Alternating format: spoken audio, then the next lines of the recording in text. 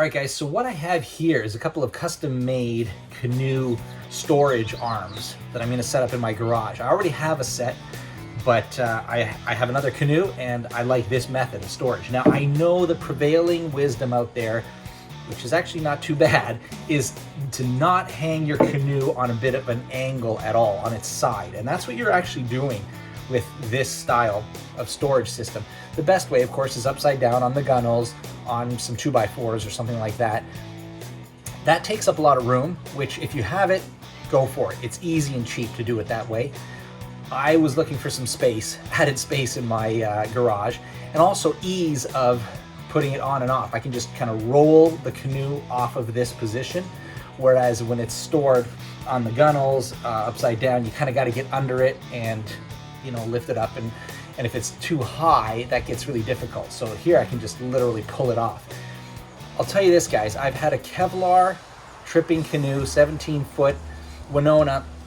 I've had it for 14 years now, and it's stored like this about 11 months out of the year, maybe 11 months and 1 week out of the year.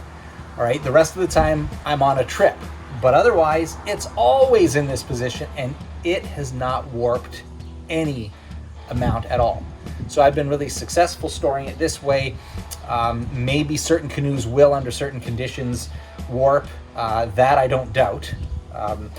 But my Kevlar in my conditions, in my garage, hasn't. All right, I live in the Great Lakes region, and it's been fine in the climate that we have here. So anyways, this is just a method, one method of doing this.